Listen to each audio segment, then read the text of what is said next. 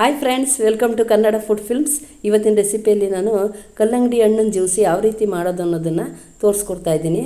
ನಾನಿಲ್ಲಿ ಅರ್ಧ ಕಲ್ಲಂಗಡಿ ಹಣ್ಣು ತೊಗೊಂಡಿದ್ದೀನಿ. ಸಣ್ಣ ಸಣ್ಣ ಪೀಸಸ್ ಆಗಿ ಈ ಥರ ಕಟ್ ಮಾಡಿ ಇಟ್ಕೊಂಡಿದ್ದೀನಿ.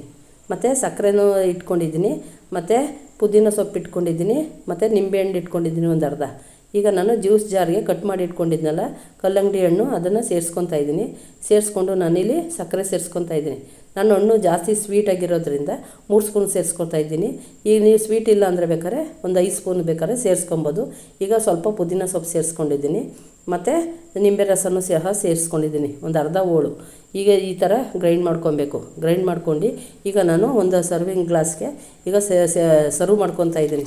ಸರ್ವ್ ಮಾಡ್ಕೊಂಡು ನಾನು ಐಸ್ ಕ್ಯೂಬ್ ಹಾಕೋತಾ ಇದ್ದೀನಿ. ನೀವು ಬೇಕು ಅಂದರೆ ಹಾಕೊಬೋದು, ಇಲ್ಲ ಅಂದರೆ ಬೇಕಾದ್ರೆ ಹಾಗೆ ಕುಡಿಬೋದು. ಐಸ್ ಕ್ಯೂಬ್ ಹಾಕೋದ್ರಿಂದ ಕೂಲಾಗಿರ್ತದೆ, ಅದರಿಂದ ಐಸ್ ಕ್ಯೂಬ್ ಹಾಕ್ಕೊಳ್ಳೋದು. ಈಗ ನೋಡಿ, ಕಲ್ಲಂಗಡಿ ಹಣ್ಣು ಜ್ಯೂಸು ರೆಡಿಯಾಗಿದೆ. ನಾನು ಮಾಡಿರುವಂಥ ಈ ಕಲ್ಲಂಗಡಿ ಜ್ಯೂಸ್ ನಿಮ್ಗೆ ಇಷ್ಟ ಆಗಿದ್ದಲ್ಲಿ ಲೈಕ್ ಮಾಡಿ, ಶೇರ್ ಮಾಡಿ, ಪ್ಲೀಸ್ ಸಬ್ಸ್ಕ್ರೈಬ್ ಆಗೋದು ಮರಿಬೇಡಿ. Thank you.